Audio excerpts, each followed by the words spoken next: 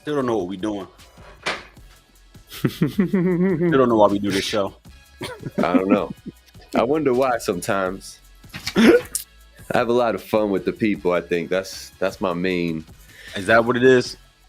I do, yeah. I do think that's what it is for me. I mean, because I am definitely a person who I'll just, if I don't like what it is, I just stop. I just won't mess with it no more. I've been like that my whole life. I get disinterested and I'll just stop messing with whatever I'm doing that, you know what I'm saying, that I'm not feeling, that I'll just stop. You know what I mean? So Facts. You know, but this has been working for me. Like I don't know. I think it's a good outlet too. It gives you, if nothing else, bro, it gives you the opportunity to speak with another human being and just get a different perspective.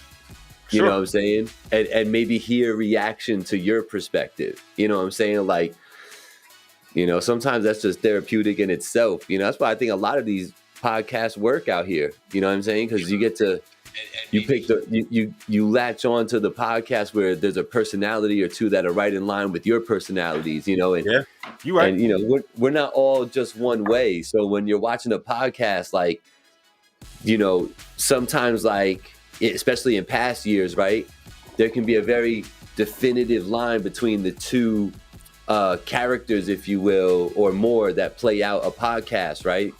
And usually you go, like, the characters are built a certain way. They're not really on a fence about anything. They're going to lean towards one way or the other, you know what I'm saying, for the sake of the show. So listeners are hearing that and they inevitably are able to vibe with one of them because they end up leaning the way that they kind of lean too. You know, that's the way I look at it. So shows like this, you know, like In the Studio with the Rec Boys, the conversations that Too Humble has at the table, you know what I'm saying? Like, it's all cool stuff. I think we all need that, you know, and I like the bigger podcasts too. Like, I still listen to Joe. I watch Rory and Mal. You listen to Joe? I still listen to Joe. And yo, I like $1 Million Worth of Game too. And Drink Champs. Yeah, Drink Champs. Rory and Mal. Why you listen to Joe for? What up, Cuff? What Joe got to say? That show trash without Rory and Mal. Yeah. You think it is, bro? It is. Together?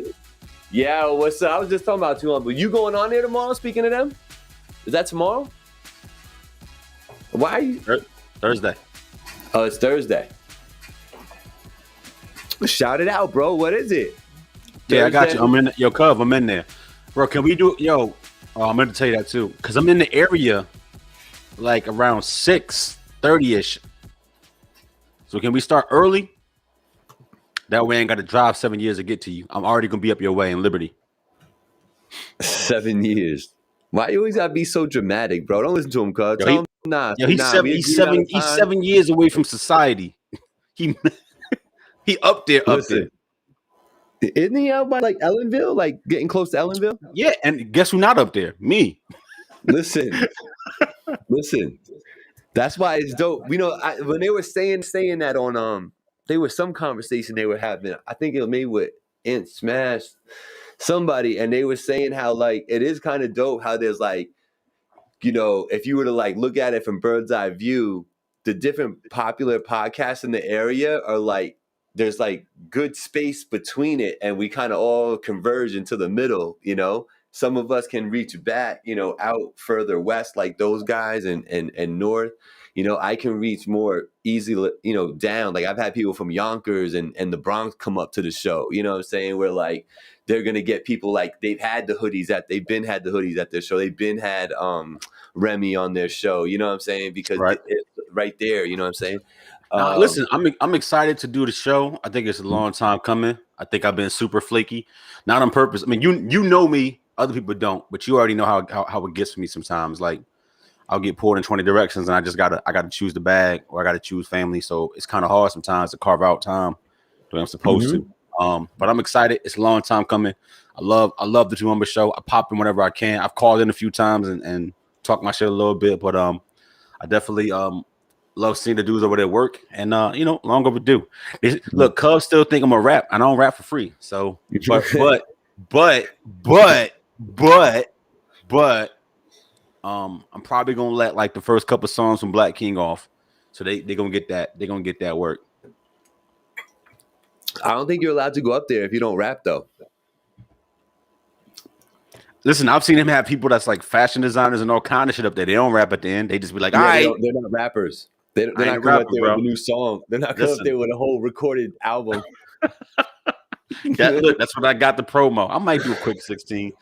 Okay. Hey, I can't be mad at that. Yeah. You got to say something, though. But why are you going to come with it? Just they don't know Black. Sometimes you got to let them know like what it is, bro. Like, you know what I'm saying? I got to listen to an unsharpened Blackout freestyle that was, cohesive, made sense. So we have some compensation for you. What you got, bro? You got the Douce on deck? Because I rap for Douce. Look. Look, I rap for Drink. Yeah. That's right, yo. Come tell him he a rapper, bro. Yo, so hit that like, hit that share. You're tuned in to the What We Talking About podcast every Tuesday, 7 p.m. Your boy Blackout. It is Gabriel. You already know what it is. It's King Blackout. Put some respect on my shit. King Blackout. Sorry.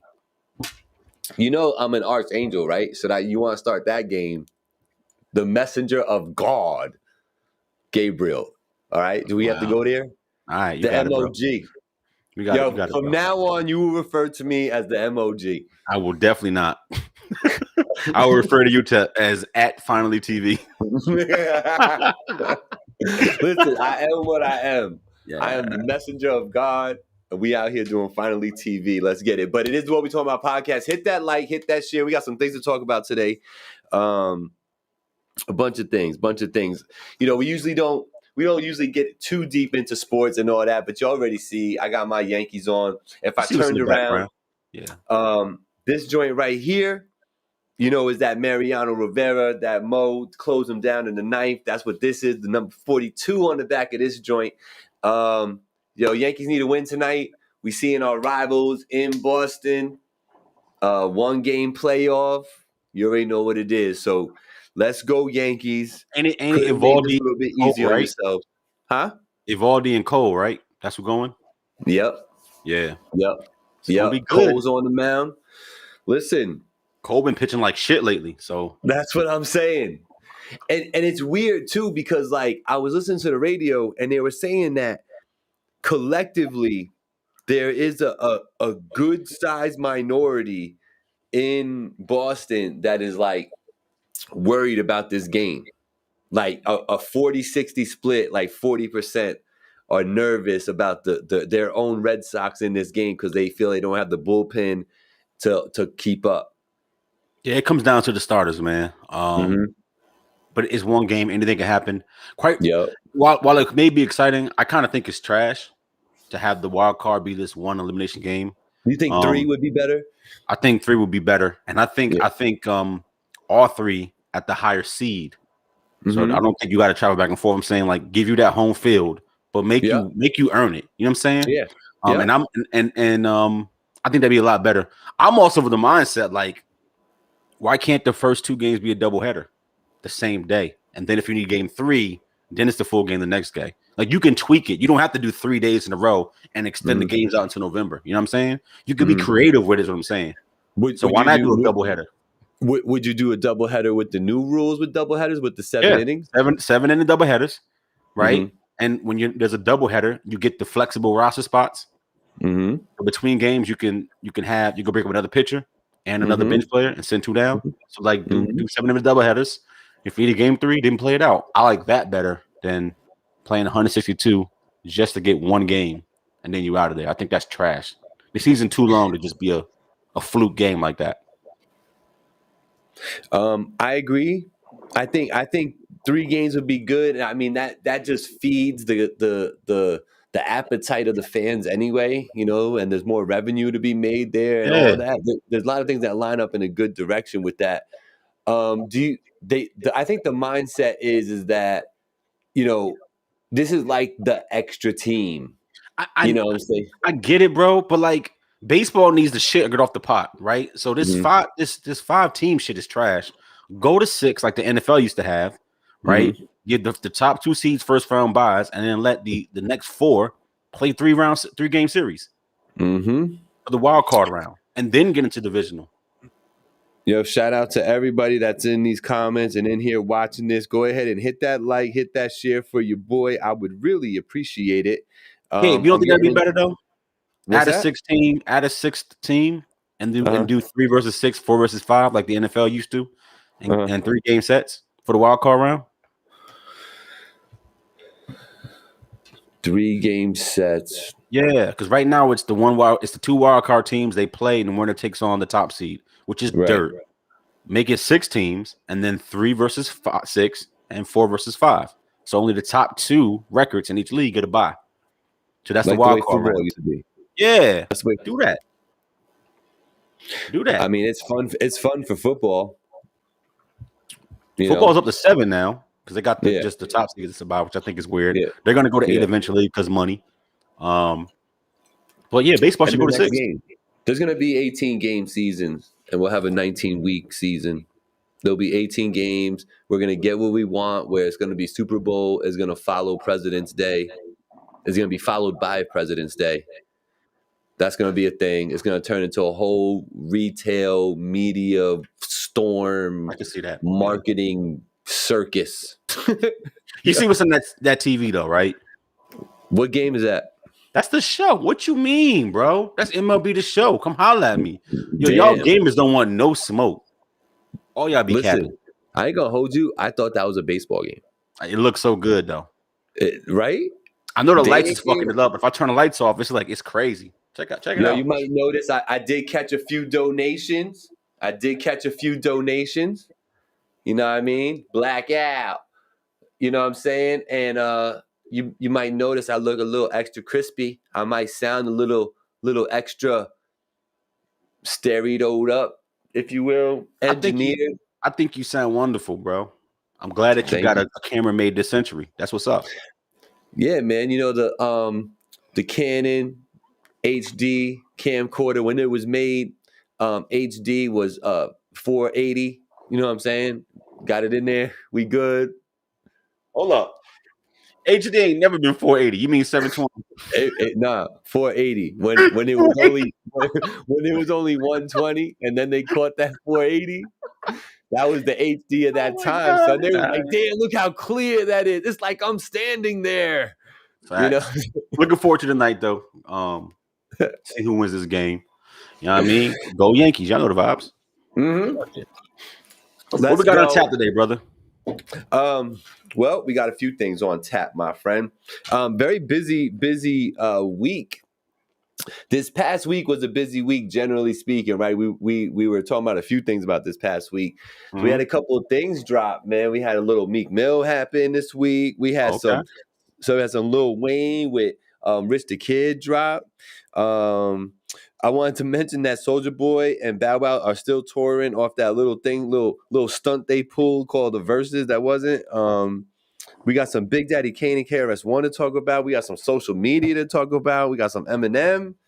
Man, we got some, I want to know about y'all and y'all creative, ways and writing verses and all that, and how you feel about certain environments and writing in them. And then we got some 845, man, kids that have been making noise for a while that just been brought to my attention. Little remix. I think Bray Honcho, y'all know him as, dropped a remix to one of his joints, How to Rob the 845, if y'all are familiar. So where do you want to go with it? I mentioned a lot of things. I'll let you pick the first one. Where do you want to go? Palms are sweaty, knees weak, arms are heavy, mom's oh, sorry. All right. Sorry. Yeah, your boy, Slim Shady, man. He putting money where his mouth is. He always said that, he had been, on the low, giving money back to his community and Detroit and, trying to make it a better place, giving opportunities out. But he created something called Mom Spaghetti, a drive-through spot where you could get some spaghetti. Yeah. They only got like 3 things in the menu, which I thought was dope. Yeah. Spaghetti, cornbread, and drink. It's so dope. I like it. It's spaghetti, cornbread, and drink. Like that's all you get. Facts. And Yeah. you know what? You know what though, Black? It's like my boy and myself were talking today, and we were saying how like the best restaurants got little menus. You know what Of I mean? Like course, a because they're one really page. good at that thing that they make. Yes. You know what I'm saying? So to hear that, that's great. That's awesome. I didn't even peep that. But yeah, man, what's super dope about M is that he does try to touch his communities and his fan base and stuff. So this man just hopped in the drive-thru for the first 15 customers that drove through the joint when it opened. Obviously surprising the shit out of a bunch of people and people wilding out and pictures and just, Yeah. But how dope is that, man? What do you think about a mega star like that doing shit like that? Is that publicity for me to say shit like that about him, or do you think that's Eminem? It's his business, and that's the bare minimum you could do, I guess. Why Mm-hmm. didn't he say? Like, why you only do the Mm-hmm. first 15? I don't even get what the limitation is. Like, you not on tour, so Mm-hmm. why the fuck you wasn't there all day long just feeding the people? You know what I mean? Like, because by the time you heard that was happening, he was gone. Oh That's yeah, that's kind of yeah. like whatever. But it's kind of smart, right? Because then you get mobbed and people act stupid. But he would have. Here's what I'm saying though. It's your grand opening, right, for your restaurant. Yeah. If he would have been there all day, he would have had the line out the street Oh yeah. all day. It's a business. Yeah. You want it to be good. So just what you doing? Like I said, you're not on tour. You're not in the stew. Just stay there for 3-4 hours and let the word spread. I don't get why you left after 15 customers. Yeah. Yeah. I'd love to see a quick little behind the scenes video on that just to see how that all shook down and how it was really went in with him. He's just a human being though. Like, okay. He's a person. He cool though. He's one of the cool ones. I like Eminem. I like him too. I like Eminem. Anybody who say don't like Eminem, it's cool. You can have your opinion, but you'll never convince me that man is not nice with words, man. You will never in your life be able to convince me of that. I don't care. You need to make a good album.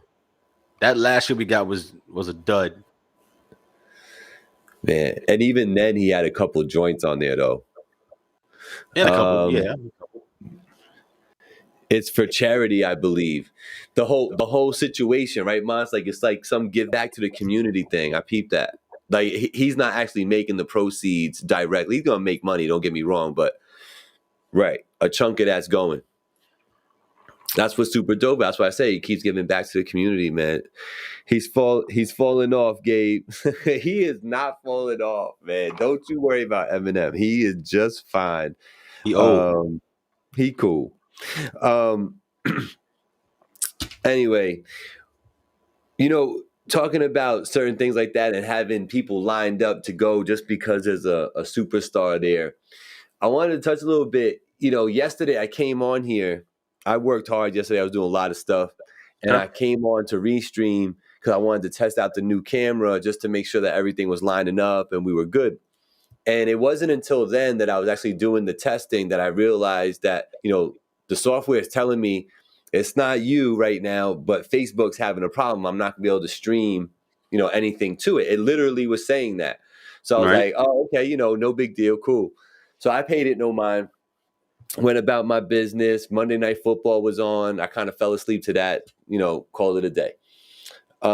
Today I wake up and there's like this jubilation online because Facebook is back. You know what I'm saying? You know what's funny? It's because you're right. The world is sad. Like motherfuckers was lost without Facebook and Instagram. Like, what do?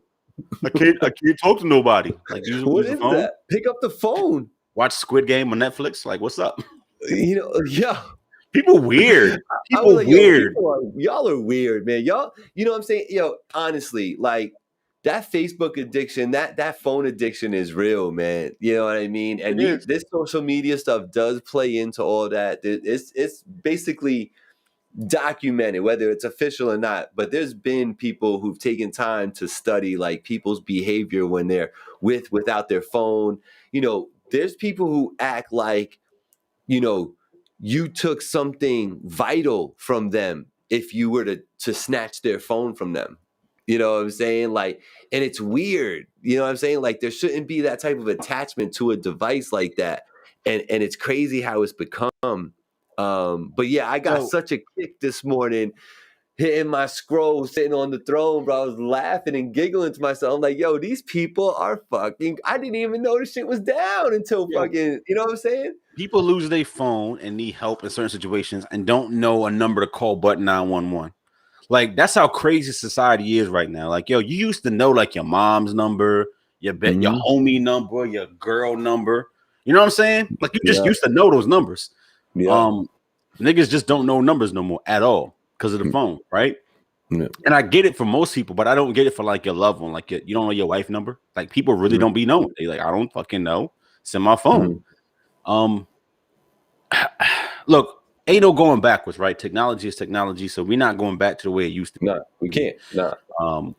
I get it, but it also, at the same time, the fact that a social media platform was offline for a few hours and people thought the fucking world was in, and motherfuckers like sending out distress calls on other platforms and like, yo, is your Facebook working? Nah, my book ain't working either.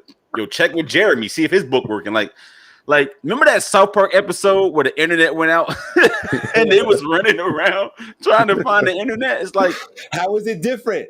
Just go different than that episode. Like, what do I do at the internet?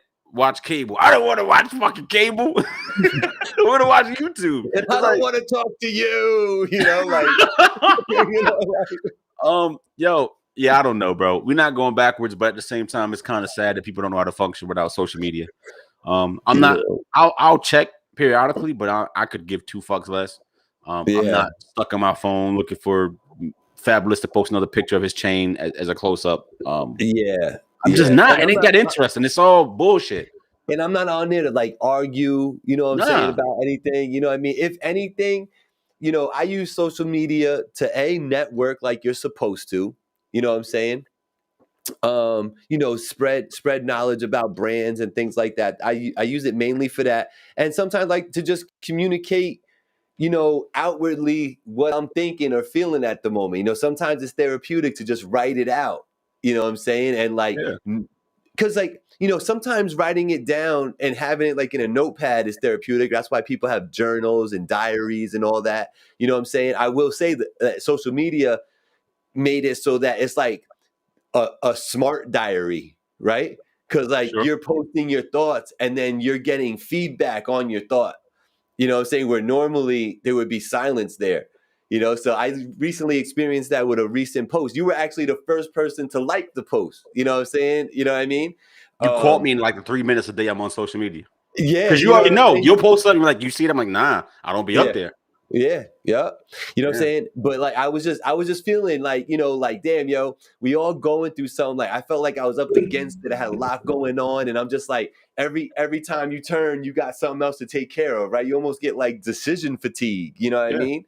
And I just had that moment where I was like, yo, but throughout all that and all that complaining I might do to myself and all that grinding I feel like I'm doing. And, you know, it's like, you still make it happen though. Like everything's getting accomplished. You know what I'm saying? It's like one step, like keep it moving, you know? So like, and to post that, you know, and have people saying things back like, yeah, that's what's up, or I love this, or, you know, just hitting the like button. It gives you that little bit of feedback. So I could say from my own experience, I could see how somebody could get addicted to that. You know what I'm saying? It's that microwave culture, that instant gratification. But people we posting like, yo, I know motherfuckers' work schedules. I know what their kids doing. I know about their relationship. I know what their money like. I know when they broke. I know when they not. I know that you're not gonna be at the club on Friday because you just told me 2 hours ago that your boss is acting funny with the hours. You see what I mean? I know that I can shoot my shot at the club tonight because you just told everybody in the book that you and your man fighting. So now when I see you out, I'm shooting my shot and running interference. Like people don't really get the fact that motherfuckers is tapped in because Facebook is so ubiquitous, but I use LinkedIn for my professional shit. And one thing about LinkedIn is, as you know, Gabe, I started a new job recently. the minute I put that new position, which is a very high title, I got flooded at my new job email from vendors because now that I'm a decision maker there, right at the top of an org, they all want me to use their services, right? So people and think about what I'm saying about LinkedIn and think about Facebook because it's the same thing just with your personal information. They saw that I took a new job at this company, right? Because LinkedIn is like your fucking digital CV at this point. Jobs expect you to have one. And then they just said, okay, let me go Google the company. Let me find out their domain. And let me just guess what his user email might be. Because it's always the same. It's first dot last or it's first initial last name. That's it. It's always the same shit with your email. Yeah. So they just guess it and just flood. And I mean, literally, Gabe, I probably got 80, 90 new LinkedIn requests in like a day or two. My inbox is full of that work before I even got my email because they want me to. Is there ever traffic out of that? Is there ever do they ever gain anything from that, you think? From I'm sure somebody they do. For me, it's like, nah, like you're not gonna cold email me, tell us some congrats on the new role. By the way, this might be some self-serving shit, but I want to engage in service talk with you and you got 30 minutes. You know what I'm saying? But like people wouldn't do it if it didn't work. And the fact is that people can follow you because you post about your life online and they can get your whole movement. And it's not just you saying you're on vacation, it's everything. When you out on the club, when you posting selfies in front of your crib and I see your address in the background, right? When you taking shots of your kids the first day of school and we see what street you live on because the street sign is in the background, people don't think about this shit. So I know you live on Linden Avenue. Now I know what number you at from the other selfie. Now I know that you fucking in Jamaica for a week, right? I know that you and your man broke up 6 months ago, so nobody's at the crib. He not there. And you in Jamaica, and now it's finna go down. And now you a target, whether I want to hit a lick, you know what I'm saying? Or run down on you and do like some pervy shit. And like, think about how I said that and understand that that's just normal now. And you don't think about how much you give away about your life, especially for a female. Like, you got to be fucking crazy. Some of the shit y'all be posting, I'm not knocking it, but some of the shit that you post, it's like, do you hear what you're saying? Do you hear what you're saying? The information that you're giving, and you wonder how people can, crimes are normally crimes of opportunity. You wonder why things happen the way that they happen because you tell your whole life on social media and you don't even think about your audience. What Rocky's saying is true from Rock's Kitchen out in Stony Point. Mad cats have been robbed because they posted that they're on vacation. That's real. That's not a joke. That happens all the time. Yeah. Yep. You know what I mean? And it's crazy. And, people have lost lives over that very, infamously recently. You know what I'm saying? So when I'm posting vacation photos, y'all don't know where I live because you've never seen a selfie of my crib and you never will because I'm not a dummy. You don't know where I stay. You just know that he's in a new room. That nigga moved again. That's all you look. Look, that's all you fucking know. Some of y'all gotta stop. Yeah, y'all gotta stop. Y'all be posting your whole life and it ain't cool. So I see you, Rock. He also said, not you too, Black, you on that Squid Game. I'm gonna say this to everybody one time. Public service announcement. Squid Game is lit. That's all I'm gonna say. Squid Game is lit. Get past the first 30 minutes. That show is so worth it. The streets is talking for a reason. It's lit. I'm off it. Watch Squid Game on Netflix. It's #1 for a reason. Yes, it's a Korean show. Yes, it's not in English. Yes, it's overdubbed. So sometimes the words and the lips don't match up a lot of times, and the way that they're acting doesn't match up with the words. But the show was fucking good. It's interesting as hell. So Squid Game, tap in with that. And get somebody get the show 21 and come holler at me. Like, come get this work because I got pain to give. You heard me? Whatever you want. Xbox, PS5, the Switch, we on that. Holler at me. Where you at, Gabe? I'm here. Just give me a minute. Yo, Rock, I normally don't like overdubs, bro. It takes me out of it. But I'm telling you that the story is good enough that it's like whatever. It doesn't bother me. You gotta get past the cringiness of sometimes when the audio doesn't match up with how they're acting, like their facial expressions. Because in that culture, they tend to overact. If you knew the language, you realize they overact. It's like a cultural thing. So like when they're sad, they're really sad to the point of caricature. They overdo it.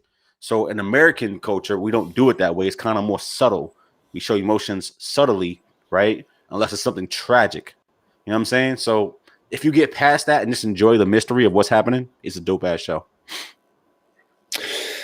I'm gonna try to watch, man. But Black, I'm telling you, if I get through that half hour and it's grueling, and then I hate this, I'm gonna pay you back. I'm gonna have you listen to MC Jimmy Just Jam. watch the first episode and be like, "What the fuck is going on?" Get past the first 30 minutes because it's cringe. I just said I'll give you that. Yeah. Yo, NHO Bravo in the building. What's good, sir? Yo, remember, if y'all want to come on the show, all you gotta do is ask. We're always willing to talk about something, but have something to talk about. I'm up here wilding and shit. But I do appreciate y'all all tuning in. It is another episode of What We Talking About every Tuesday, 7 p.m. live on Facebook and YouTube with your boy King, Blackout, and Gabriel. We in here, we talking about it. We was just talking about some social media and how it's crazy, how it gets used. And we ain't saying nothing that I think other people will echo and have the same sentiments. But, sometimes I just feel like it just needs to be said out. I just need to say it out loud. Just like we were talking about before, it's therapeutic sometimes just to say things and all that. Sometimes you got to say it, bro, to an audience of people. Like, yo, I cannot believe, that right there. And I wish it wasn't so, but the proof is on my phone forever, right? All I got to do is keep scrolling and see all that dumb shit there. So it's just crazy. So anyway, with social media out now, I will say this. If this versus that's going down on 10/17 with two iconic, legendary pillars of hip hop, KRS-One and Big Daddy Kane. Did we cut out? What's up? I think we cut out. We cut out? Yeah. Well, it could be me, but it says that the show is interrupted. Oh. No, I think we out here. All right, continue on. My bad. So that was funny. It's kind of ironic that just happened right there, right? So, no, had that outage happened when that was happening, my friend, then yeah, you would have heard me mad. You would have seen me upset. You know what I'm saying? Because there's a reason for that. Yo, how did you feel? And I want to know from you, of all people. Yo, what's up? Yo, we got Wreck Boys in the building. I see Remy Hendrix in the building. NHO Bravo, Rocky, Angie in the building. Oh man, what's good? Hit that like, hit that shit. I love y'all for tuning in. I miss y'all, Ram. I feel like I haven't seen you in forever. One day. But how did you feel, my friend, when you heard the new verses going down? I didn't care. I knew you wouldn't care. See, but I'm so honest. I don't listen. I don't suck dick and swing from tree to tree. I don't care about the fathers of hip hop. Hold up. That's not what I said. You asked me how I felt about his verses, and I answered the question. I didn't say I don't care about them or respect their craft for what they've done. You asked me about his verses. I don't. But why though? This is what it's built for. I get it. And I know why. It's because Facebook was out. It's a little bit outside of my wheelhouse. Right. It's one of those things where I had to go back and kind of take it in, right? Because I didn't live it, not awarely. I wasn't aware. So I had to go back and take it in. And by the time I was getting my ear for music, the sound was changing. Like how you rap was changing. So I feel like I'm a bystander. I feel like it's outside of my era. I feel like I've gone back and listened to it. And as a musician and as an artist and as a fan, I can appreciate it. And their stance in it. I'm historical in that way. Like I'm up on game. Now to see these two guys pushing 60 rapping on the stage, it ain't gonna bring it back for me because they don't got the catalog that resonates with me. And what I mean by that is like in a concert format. That's not my era. Like I'll go listen to fucking Naughty by Nature in concert before I listen to KRS-One in that concert. Not because they're better than him, but because that was what I was growing up on. So I have an affinity or proclivity for that music. So this is hard for me. I get that. But do you know the blasphemy that somebody feels right now towards that statement of KRS-One you wouldn't appreciate live? That's not what I see. How you did that? If you took it personal that I'm not old enough No, to I know, be a but to super say fan of that music, that that's crazy. Yeah. that statement in particular, it is so blasphemy to say that about KRS. Like If it's I like was 40, I'd be like, you I gotta use bet a I'm in different there. analogy. You can't use the show analogy, bro. My dude tears it down to this day. It's amazing, bro. His live show is like the epitome of how you do a hip hop live show. Like it's insane. You know what I mean? Have you ever seen him live? Like No, ever? no. Oh man, Black, I've only yo. seen him come out on like other people's shows, and they brought out. I've seen Yeah, both of yeah. them brought out on other people's concerts, and I'm like, that's dope. Yeah, A yeah, small yeah, dose. exactly. Yeah, you Yeah, can appreciate that for sure, for sure, for sure, for sure. I, for one, I think you could tell I was giddy I because get it. that separation with us in our age, right? We're not very far apart, but we're far apart enough that those years right there is what makes KRS and Big Daddy my Naughty by Nature. Of course. You know what I'm saying? So it's like very nostalgic, very like roots and elementary for me. You know what I'm saying? So like, But it does, like, I, bro. But a decade in music is a generation of music, right? So it does yeah, matter. We got a decade, you know, what I mean, between us. yeah, That's a yeah, generation of music. It does yeah. matter. Yeah. Oh, hold on. Oh, hold on. Who we got out here? You're gonna join the conversation. Oh, me, you, and sir here. What's going on, good sir? What's going on, fams? Who is Riddick Bowe? Who the hell is? Yo, this is what happens, man. You know, you gotta let it grow out, get all that toxins out. That's what's up. How you feeling, bro? I just catch my breath every now and then. That's all it is right now, man. Trying to build back my stamina on breathing and whatnot. But I appreciate you guys, man. I wanted to say, you know, I was in the hospital, still watching the show. You know, because you guys just entertaining, man, and I appreciate the shout out, man. I really do. It meant a lot. Yeah, man. Yeah. Every time, Rock. Every time. Absolutely. You know, you're somebody who's been a supporter from the beginning, and you know, got to meet you in person, got to come down to the shop a couple times. Like, you know, like you that dude, bro. So I do, from the bottom of my heart, I hope everything, you know, speedy recoveries and easy recoveries, you know, happen for you in short order. You know what I mean? We get, man. I gotta tell you though, when I saw that page from your friend, I was like, oh, somebody hit Rocky with the catfish. I'm about to dub this whole page. And then I just wanted to go see, because look, Instagrams get hacked all the time, right? So I wanted to go see what they was posting. And then luckily she had posted about Rock's situation, and I was in tune. I was like, I bet. It was because like, you know, listen, how about this? I'm dying, and Facebook had me in jail. That's crazy. So, you know, it just happened. Bro, you know the menu in Facebook jail. Like you know the routine. You know when it's lights out in there, the whole nine. He always going to seg. So you guys know the last time it was stupid, right? About, you know, Chunky Monkey, name of the oatmeal joint. This time it was because I said the roof is on fire. We don't need no water. Let the mother burn. Boom, 30 days. Yeah, you can't be saying that on our stream, Rock. That'll get us. Well, I didn't finish. You see, I didn't finish. You're trying to get me tagged, Rock. I didn't finish it. I know now. I know how to play the game. But we up here dropping Emma effers all day long. We don't get in trouble. They just got it out for you, bro. It ain't the cursing. You just can't cause a riot, bro, saying that something going down like that. You know what I mean? I don't know what it is. So, I mean, it takes me like 10 minutes just to make a post because I'm like, all right, this word, can I say that word? So instead of saying hell, I'm saying heck. I sound like some Midwest person. You guys got to get the heck out of here. Listen, Rock, it's because you have this great audience and you've built up, you know, this following over there. You're getting too powerful, bro. I think that's what happens, man. They're trying to take the man down. That's what happens. You know what I mean? But I did see that Rock's Kitchen is still in full effect. I saw a delicious bowl of food. I don't know if that was like your personal food at home or if that was at the shop. Talk about it. Man, listen, I shout out my wife, man. She held it down, and my staff, but my wife overall, man, just really stepped up, doing everything from opening, closing, going back in, grocery shopping. She's been handling it all. And now that I got the evil eye that just walked in over here on my left. My daughter as well, who's jumped up and handle a managerial position, if you will. You know, Oh, we gave her a title. We gave her a title. Nice, very nice.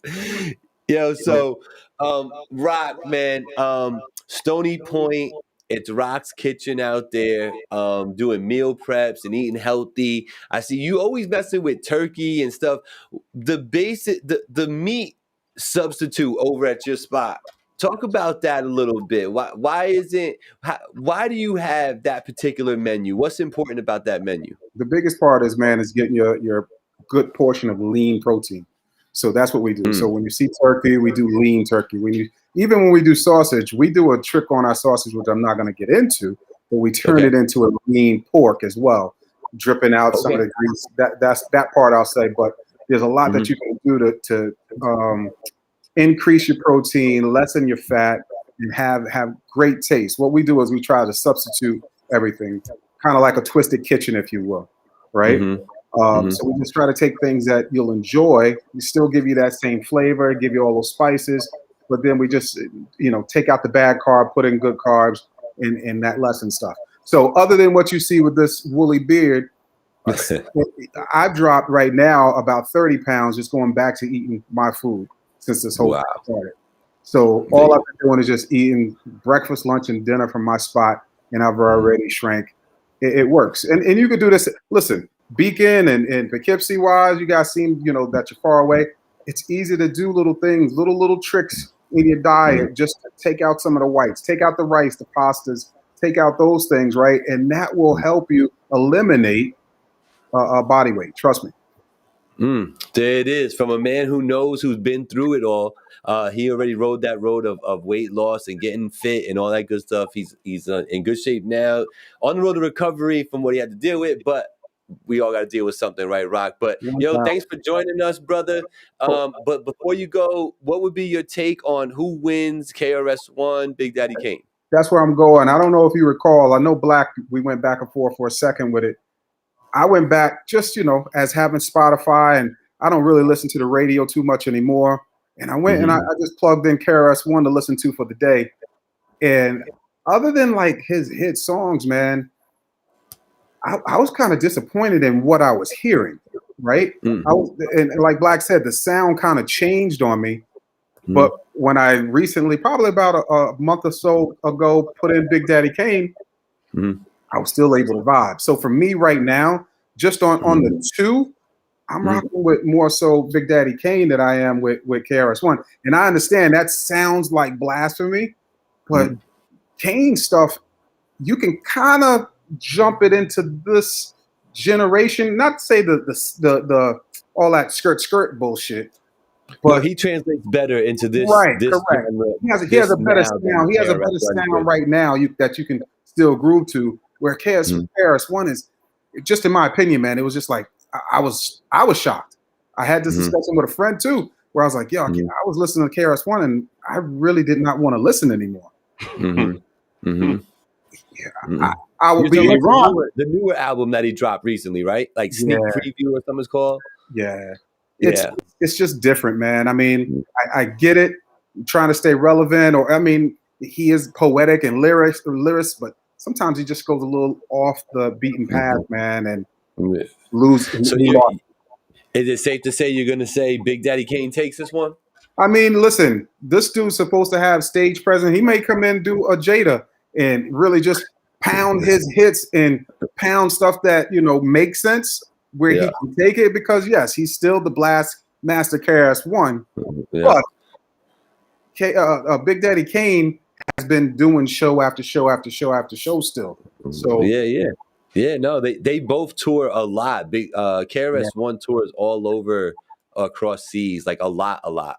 So he's still doing his thing. Yeah, I think it's interesting. I'm gonna reserve who I think is gonna win for the end of Black and I's discussion. But yo, Rock, thanks for joining us, and yo, get better, my brother. Quick, fast, and easy.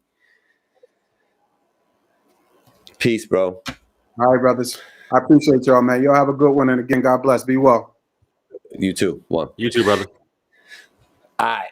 So as you can tell, I'm pretty giddy about that particular verses. I'm gonna know a lot of the rhymes. I'm gonna, it's gonna bring me back to my early days in hip hop, listening to it and really molding me into what I ended up becoming. You know what I mean? Big Daddy Kane is like,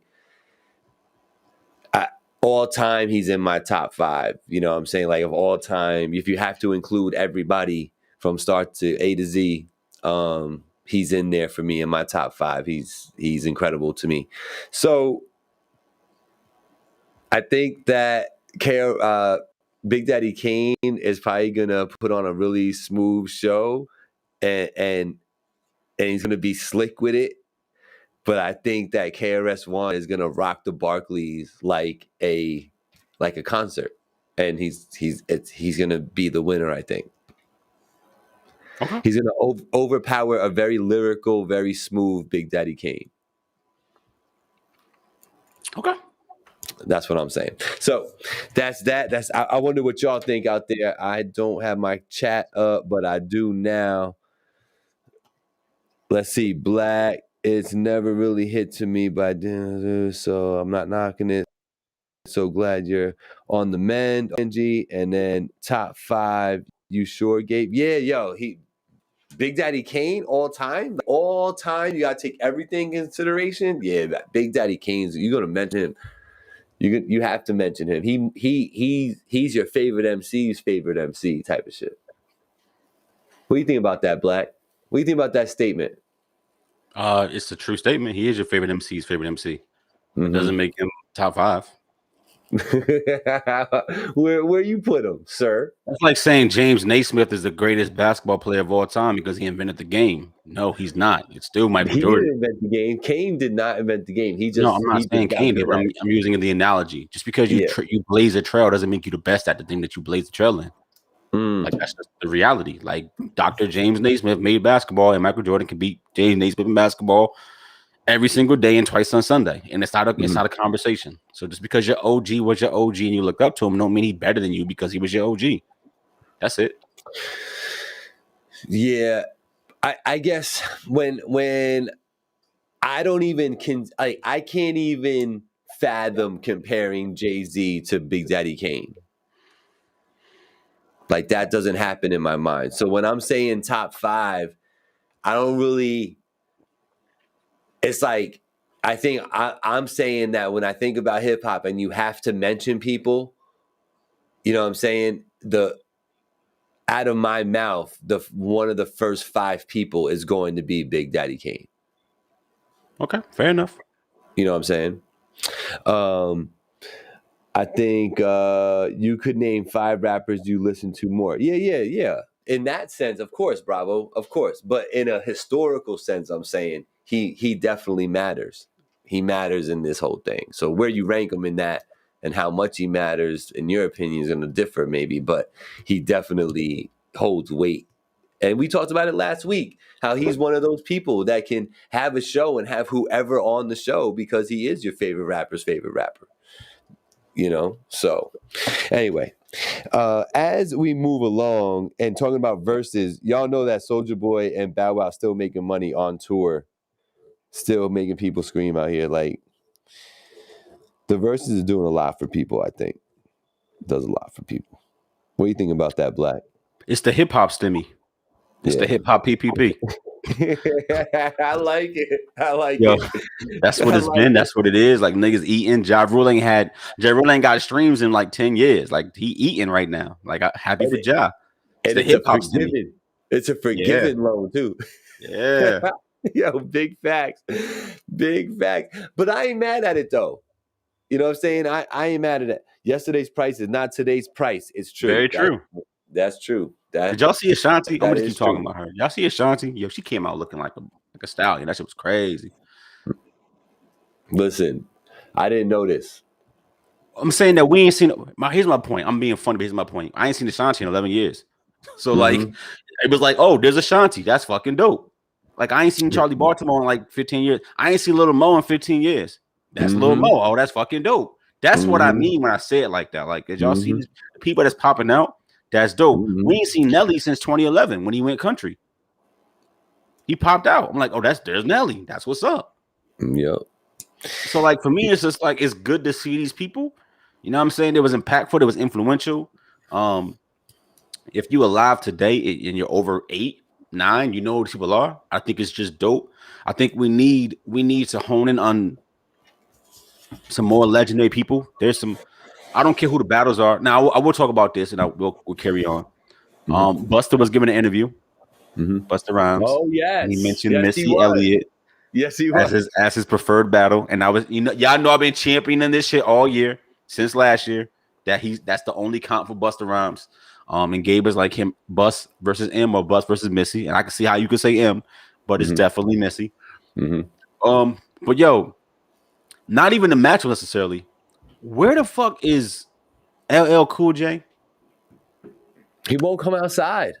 Bro, but he outside all the time doing fucking Hawaii 5-0 and NCIS. What the fuck is LL Cool J? He won't come outside for the verses. He spoke on it briefly.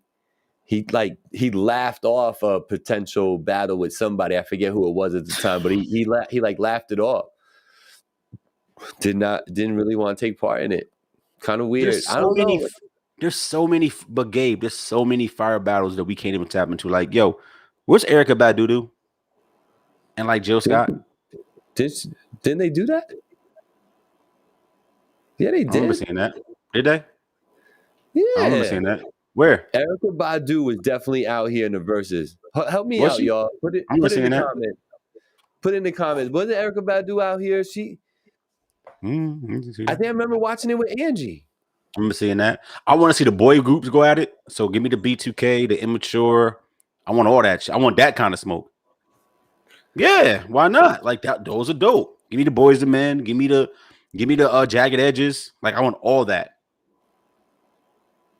Where's Little Kim? How many groups do you need to actually go against Boys to Men? What you mean? You're gonna need more than one. All right, but listen, it's only gonna be one group, and if I had to pick one group, it's probably New Edition. Yeah, I want to see that. Can they use individual songs too? They could. I think they would. I would see New Edition or obviously Jagged Edge versus Erykah Badu and Jill Scott happened. Okay, my bad. But listen, Boys to Men versus New Edition or Jagged Edge. I'm there for both of them. I hear that. I wouldn't get excited about that. Immature versus B2K is written. Oh yeah, Drew here versus Jodeci. What the fuck is that at? Like that would have to be like a 10-song thing though. But nah, we gonna give them. Listen, we gonna let them rock. Listen, they albums though, like the Baby making albums, bro. They go hard. People listen to them whole shits. Yeah, like you can't. Like people listen to their B cuts, for real. No, I know. It is like they like Jodeci. They might not have a whole bunch of like radio hits. They do have. They do if you include Casey and JoJo, which they would. Yeah, they have to. Yeah. They have to. Yes. Yeah. That'll work. Yeah. That'll work. But you know that's a fire battle. They have a lot of album cuts that people love. They do. I'm just saying that there's battles to be had. There's people that I want to see. I want to see Little Kim. I want to see Little Kim. I want to see Little Kim. I want to see Missy. I want to see LL. I want to see Busta Rhymes. I want to see like Master P. Like I do. What the fuck is Master P? Like people laugh when you say it until you think about it. Like he got fucking hits. He has a catalog. I need to see Master P. I need that. Master Fuck P. Yeah. His whole crew. Give me No Limit versus Cash Money. Yeah. No Limit versus Old Cash Money, not Young Money. Yeah. No Limit Cash Money. I need that. Yeah, that would be fire. Fire. That would be fire. Yes. That would be dope. Jodeci has way more than 10 hits. Or how about this? Set up the first ever tournament versus Drew Hill versus Jodeci, then New Edition versus New Kids on the Block, then Jagged Edge versus... Hold up, Rock. You was good until you said New Kids on the Block. Stop. Stop. Fucking stop. And then Rome. Stop, Rock. Stop. Yo, Rock. Stop. Don't. New Kids on the Block. Are you kidding me? You want Marky Mark and the Funky Bunch too? Like, what you mean? Continue on, Gabe. Continue on. Nah, you ain't nah, Rock. That LOL don't count. Nah, you said that. Speaking of healthy competition, Yeah. Had a bunch of drops last week, and if we were doing it back in the years with Gabe right now, which we will, I would tell you that Inspector Deck, Wu-Tang own killer, right? He's one of the killers for them. Uncontrolled Substance, his debut solo album came out on this very day. Dope album, a little underwhelming with a few really dope tracks on it is what that ended up being. But it did solidify Inspector Deck's place in the hierarchy of the Wu-Tang lyricist ranking. Where do you put Inspector Deck in the Wu-Tang rank of the original 8 or 9? Top half, bottom half? Third. Yeah. Okay. So you're with me. Yeah. But to your credit, good sir, you had reminded me that last week leading up to today was pretty historical in hip hop in the year 1998. Talk about what actually dropped in 1998. I'm gonna just say these two, and you can look at the rest. Quimina, Volume 2. So Jay-Z and Outkast dropped last week. In between here and then. Look up the week. This whole week is fucking fire. Look up the week in hip hop. Y'all Google that shit and go back to the 90s. Look at 96, 97, 98. Look at this week. Crazy. He said Meth, Ray, or Ghost. Who's being moved out of third for Inspector? That's easy, bro. Believe it or not. Meth, Ghostface. You can pick one or two. Inspector, then Ray. I like Ray way more than I like Inspector, but you talk about bars? Yeah, Inspector. Yeah. Ahead of Raekwon. Yeah. Even though Raekwon got a classic album.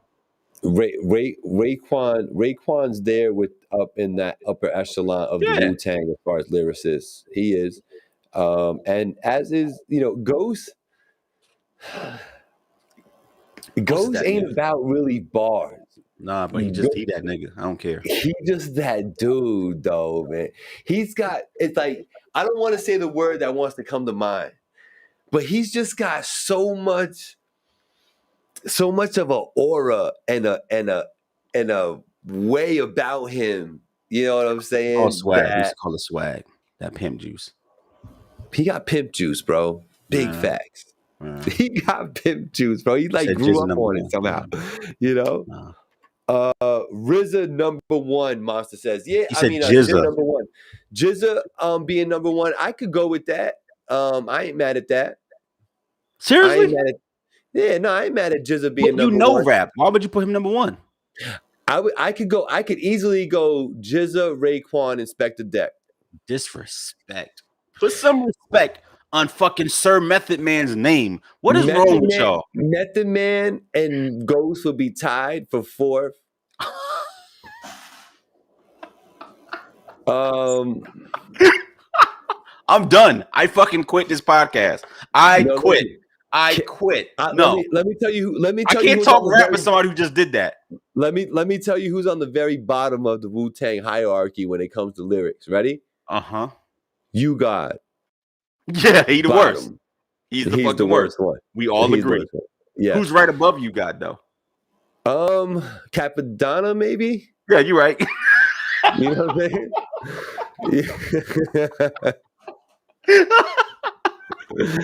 Yo, why you giving me the gas face, Rock? And then all the Wu affiliates.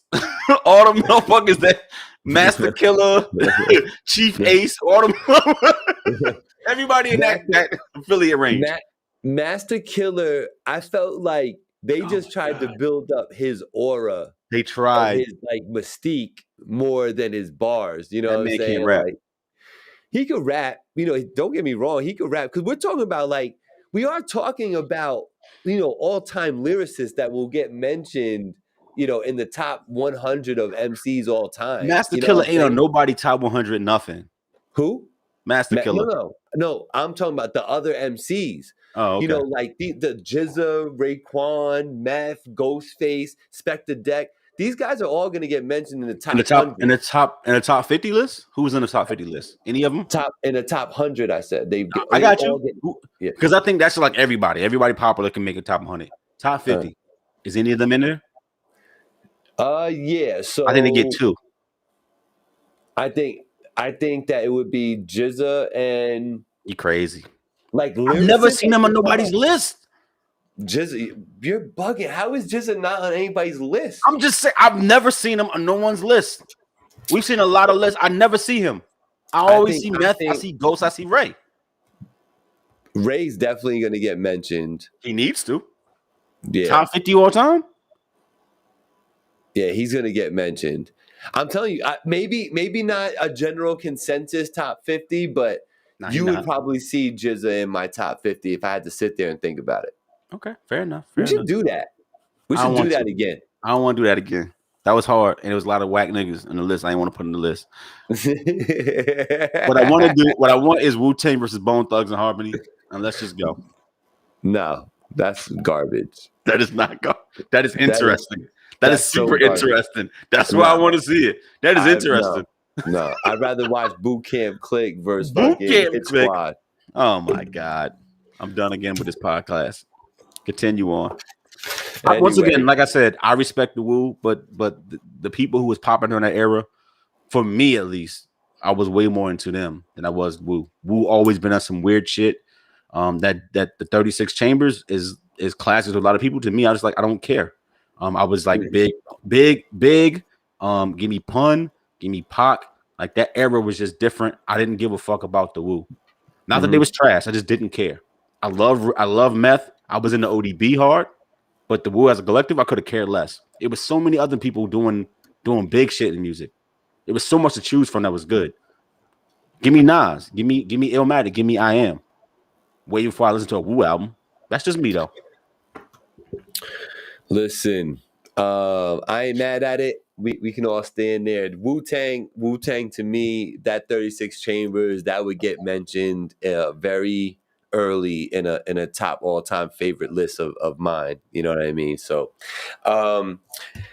yeah, man, other than that, and we were talking about some friendly competition. So Meek drops Expensive Pain, and then Lil Wayne and Rich the Kid dropped Trust Fund Babies in this past week. Yep, those things happened. You know, in my opinion, they happened quietly. Agree?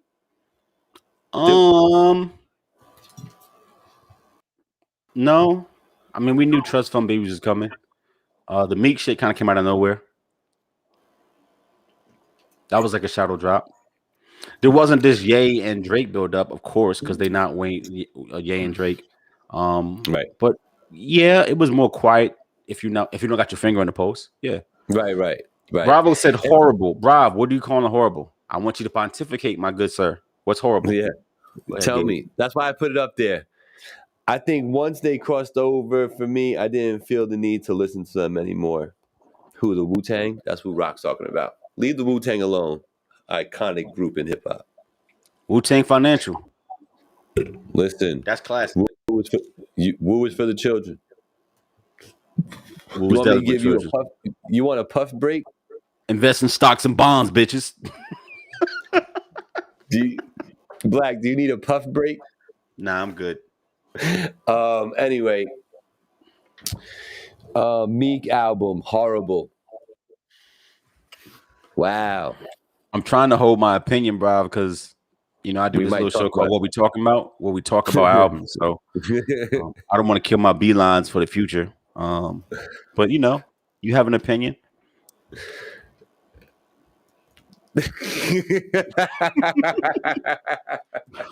Yo, speaking of opinions on albums, we do something every week on this show, on the What We Talking About show that you can catch every Tuesday, 7 p.m. Facebook and YouTube.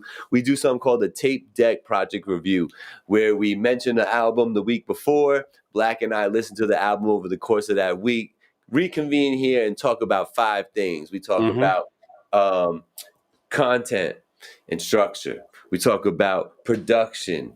We talk about execution. We talk about our least and worst favorite. And we talk about if we would run it back or not.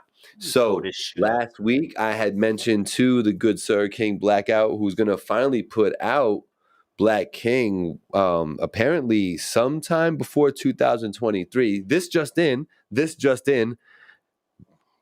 Black King will come out in 17 weeks. Stay tuned. Wow. Right around the corner. So much hate in your heart, This bro. just So in. much hate. This just in. Listen, so we reviewed the one and only AZ, Queen's own. He did Do or Die 2. He dropped that about probably about a month ago or so, and I had the pleasure to listen to it. And on my way to Jersey, I want to say, is when I listened to it. So Blackout. All I'm gonna say is that I appreciate y'all waiting patiently for my tape. That means like people want to hear what I got to say, and I respect that, and I appreciate y'all for fucking with me in that level. This just in. This just in. This just in. King Black will air to all streaming platforms in 27 and a half weeks and 45 minutes. Stay tuned, ladies and gentlemen. It will drop. It will. If you have noticed, yes, it did get pushed back from just 10 seconds ago. Yes, it did. 10 hours. 10-hour pushback. When are we gonna get Black King, bro? So once again, the fact that y'all waiting on it is a blessing. I appreciate everybody who fucks with me like that. That's waiting on it. It ain't my fault. Like, you know, when you're dealing with black people, sometimes you want EPT. I'm gonna tell y'all exactly what it is. Remy told me to wait. He said wait until Thursday so he could give me his verse. It's Remy's fault. Y'all could all blame him. I'm done. He's a hell of an artist. He's a hell of an artist, but he should no way be holding up an entire project that should have dropped. Entire project. Now I can drop without that track up there, but I don't want to. I know. So, it's on him. It's his fault. He said Thursday he's gonna have it, so that means if I do, that means I can upload this weekend. That's what it sounds like. All right. Put it all on him. I'll tell y'all the truth. See, behind the scenes with Black, I'm done. I'm done. All right. So listen, we'll talk about the album when it finally drops one day. So the topic and project was AZ's Do or Die 2, a play off his first album that he came out with. Okay, so here's the deal. For me, production wise, if I'm in the mood to turn back the clock a little bit and get into a lane with that sound, that like late 2000s sound where like I explained it earlier as being like boom bap, but a little sped up and funkier, like jazzier almost, if you will. That's what you get when you listen to AZ. AZ picks those type of beats, right? So for the production on this, it's so clean and crispy. Every sample is like perfect. It's like engineered to perfection. You know what I mean? He's only going to give you a couple of different variations of styles of beats. You know, you might get something that like airs on the side of like a little, like it might be a little trappy, but it's still in the lane. And then you'll just get the full out, blown out, just sped up boom bap type of flow where it's like instead of 80 to 90 beats per minute, it's like 90 to 98 beats per minute. That sort of thing. Was it production? There was nothing really inspiring. There are a couple of joints on there that really bang. Like in the car, it just bangs hard. So the production wasn't wowing, but it just was smooth. That's the way I'll say it. It was smooth production that I didn't hate, but I didn't necessarily was jumping out the window for. How did you feel about the production? Shit boring. There's some really bad beats up here. You thought it was boring and bad beats. Okay. This shit boring as fuck. Sonically, this is boring. I can't be mad at you for saying that. He did what AZ always does on this. Boring shit. This is why AZ ain't Nas. This is why AZ is not considered Nas. This is exactly why. Talk about that point right there. Not because his pen is trash, because it's not. It's because this. Like Nas got a bad ear when it comes to music. Like he picks trash beats. AZ is fucking worse. He's so much worse. This is what separates Nas from AZ. You ready? I think pen-wise, when they both trying, I'm not saying right now, because AZ is not AZ of old, right? He's not prime AZ at fucking all. Not even close. Right. But if they were both in their prime, they are within like, this is my opinion, 10% of each other. Like it's not a big gap. I like the way Nas will formulate sentences better, run on. And I'm not just saying because Nas is a big artist. I mean, I personally appreciate more of his run on sentences or how he'll stop a thought midway through the third couplet. Like I appreciate that about Nas. So I rate him slightly ahead of AZ in their primes. But AZ got a good pen. He make dirt songs. He make dirt hooks. He picked dirt beats. Like he sounds his best when he's a feature, because the beat is what the beat is, and all he has to do is bring the pen. And when he does that, it always works. I like almost all his features. Like the shit that he gave Griselda was fucking fire. Like the shit that son King's Disease is fucking fire. Like that's AZ at his best. Stay away from the beats. Don't talk to the producer. You know what I mean? Just go do features, and you're gonna get a fire AZ verse. His beats is trash. This shit boring. Boring. Did AZ, talking about structure and content of the overall? It's a 13 song album. Did he? What type of content? What were you getting from AZ on this particular album? I don't know why this album exists. I thought he gave you a lot of the same. I don't think it was knowledge, because when I go to AZ, I look for like tech on the dresser. When I say that, I mean like, you know, that through my project windows kind of shit. Kind of like, yeah. I don't want to keep talking about Nas, but it's hard to not make the parallel. But I expect that kind of talk, right, from AZ. I'm gonna drop knowledge on you from an OG perspective. Right. This wasn't even that. This wasn't even like interesting to listen to. That's the word. It's not bad. It's just not interesting. If there's a concept here, I don't know what it is. I say all the time that artists make the mistake of calling a project a follow-up to a project that is beloved. I said it when Nas said King's Disease 2. I said it's going to fail. This is not the same project. Why are you naming it this? You should have played it and said, this ain't got shit on what I dropped last year. I'm not going to give it this name. Is anybody running that King's Disease 2 back? Has anybody played it back a second time? Anybody? The answer is no. I have not. And you won't, because it's a fucking trash album. It's a trash album in comparison to what Nas can give you. It's bad beats again. It's not interesting. It's you trying to capitalize on having a moment and win the Grammy, which I understand, but it's not good songs. This AZ album don't need to exist. It don't say nothing. It's not witty. It ain't funny. It's not interesting to hear. There's no underlying narrative throughout the project. It's just AZ rapping like it's 1992. I think, and that's kind of my point. It's like if you appreciate AZ and you want that from him and you just want to hear new material, then he gave you that.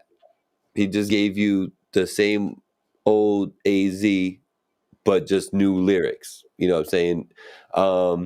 I don't think that there's like any like straight trash beats on here, like you said. I think that the production is all kind of, it's one level with a couple of standouts here and there. I think, you know, it peaks a couple of times, but it's very, I don't want to say monotone. That's not what I mean, but just there, you know, like, but I will say whoever engineers his music does so well. That said, talking about execution, and it's like, me personally, I give him the mark. I say, yeah, he executed what he wanted to do as far as just being that, because it doesn't seem like he doesn't want to fray or stray, I should say, over or anywhere away from what he's known for. So he executed that classic AZ sound and style. Is it good, Gabe? But with no progression. So it just depends. It's like, if that's what you want, then he hit the mark and you're happy about it. Gabe, who was asking for 25-year-old AZ? Who said we need more of this? Yeah.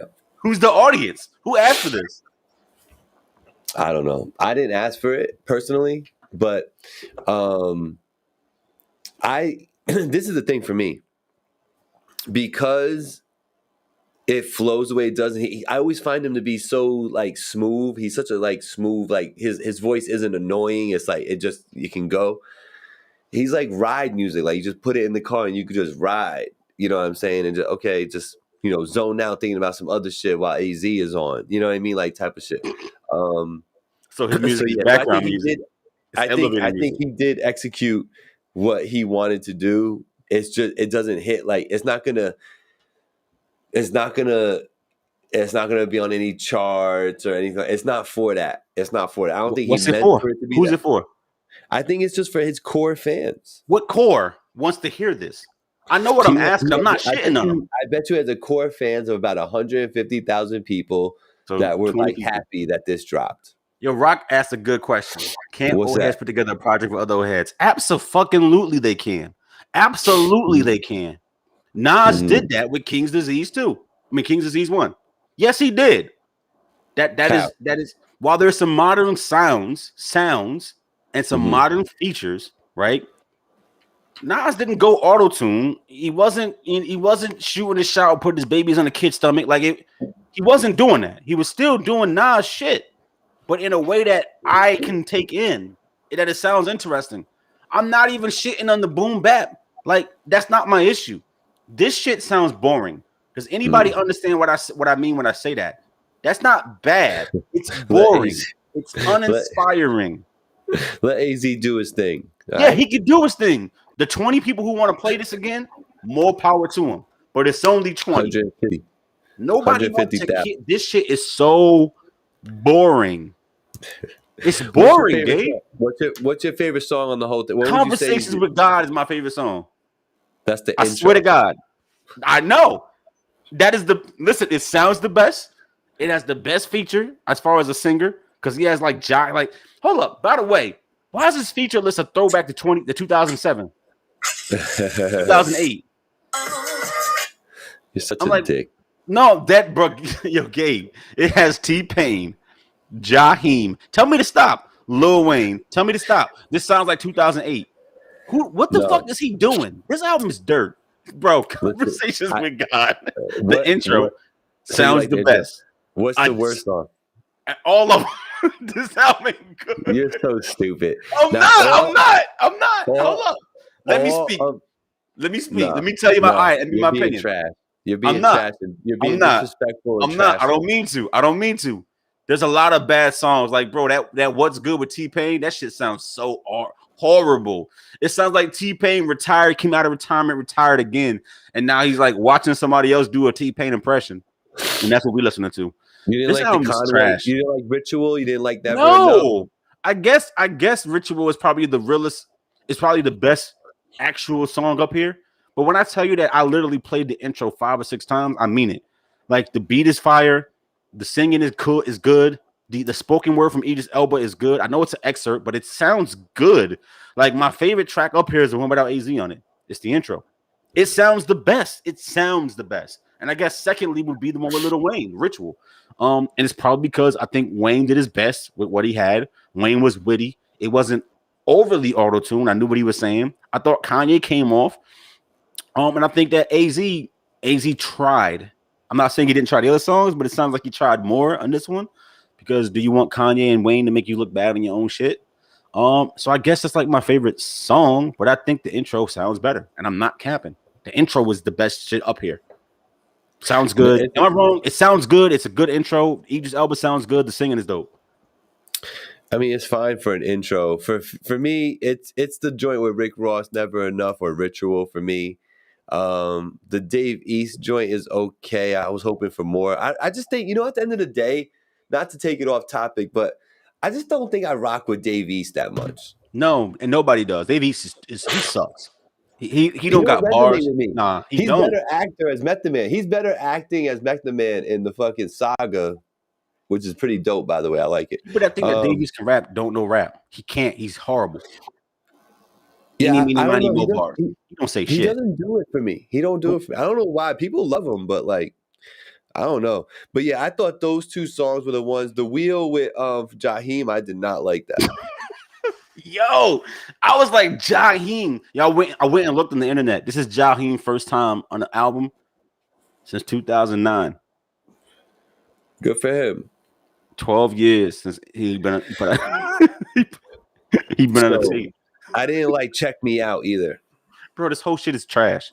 Gabe, stop. I did like I did like Ritual. I did like Never Enough. So I know you don't want to run it back. For me, I think the nostalgic old school fan that just it does not like a Bill Skills who's just not rocking with the new shit. I Are think you running it back? we'll run it back. I'm probably not coming back here because there was nothing Thank like you. inspiring for me.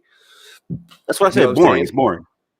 Like AZ has songs that like I have this USB stick in my car that like I put a bunch of like my favorite tracks of all time. Like it's like a trip down memory lane for me. It's like It's called a maybe like mixtape, Gabe. but it's like 70 something tracks and I've Sure. added to it over time. You know what I'm saying? AZ has a couple of joints on there. You know what I'm saying? Because he had some like all time classic shit. But there's nothing on this one that I'm like, yo, I gotta put this on there. You know what I'm Not saying? close.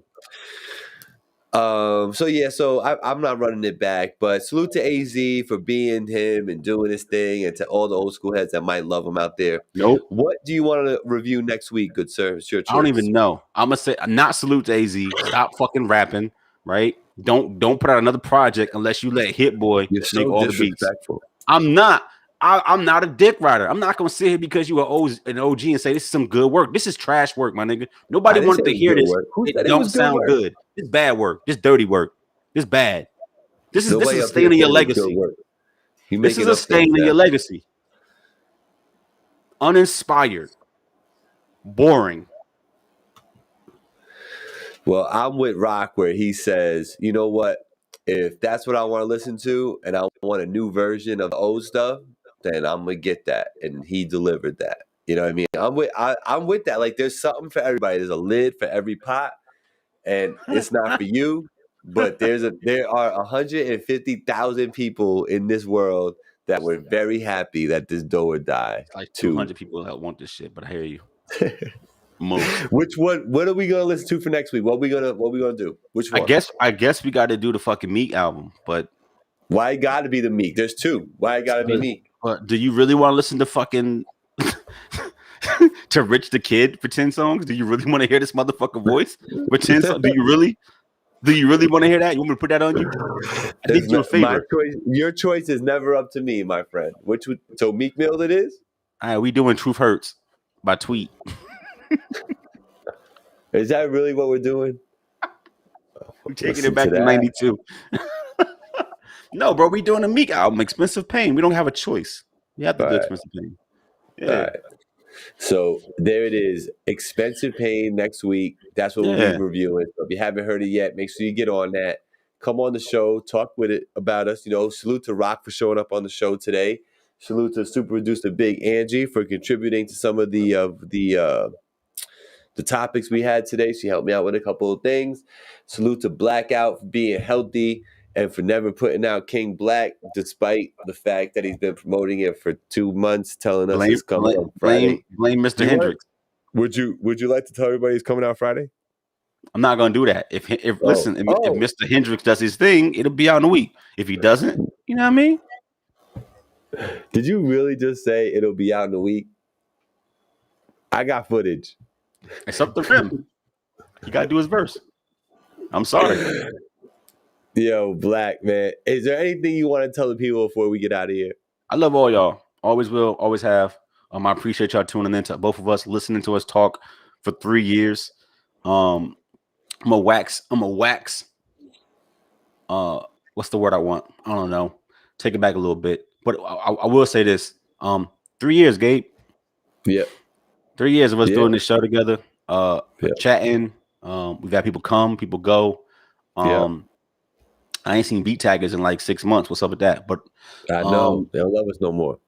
It's all good. I appreciate y'all to tune in and let us chat and give you 90 minutes of entertainment. We try to shorten the show now, if you haven't noticed, to 90 minutes. Just so we can get back to life and give y'all life back. It's hard to watch a show for 2 hours, 15 minutes, sometimes live, and we understand that. So I appreciate y'all to tune in. It's always good to just talk and shoot the shit. Hope that y'all always remember, even when I'm talking my shit, I play it up for the camera. I'm not an ass in real life. I'm actually pretty chill. But I'm trying to entertain y'all. So now I appreciate the patronage and y'all watching and y'all talking. And it's kind of like friends sitting down shooting the shit. That's how I look at this. So super dope.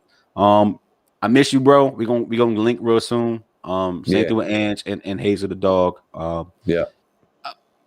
live where I live now, so you know, us being a person is gonna be like a special occasion for the most part. But I'm looking forward to season 4. I hope we can do some cool things for people. It's getting about that time, you know. Holidays come around and we take a break for a couple months and we go away. So that's all. I'm just kind of taking it all in. I enjoy doing this. I enjoy y'all tuning in. Looking forward to next week talking about Expensive Pain. Then a week after talking about Black King. So y'all be on the lookout for that. It is. Yo, I echo those sentiments. You know, I always love the party people out here that are tuning in and sharing this thing and commenting, and the regulars that come in here, you know, NHO Bravo, and you know, I don't know if we even saw him say, but Matt Santoro out there, you know, the Rec Boys are always tuning in. We had Too Humble in here before chopping it up with us, you know. So salute to everybody that comes in here and hits that like, hits that share, commenting, making the show what it is. Like Black says, it is just like friends just sitting down and getting to talk and getting to vent, and it definitely gives me the opportunity to do that. It amongst a busy schedule, it's kind of like the pause button. It is. You know what I mean? You're right. And I definitely, I think I've come to appreciate that. You know what I mean? So salute to y'all for doing that for me.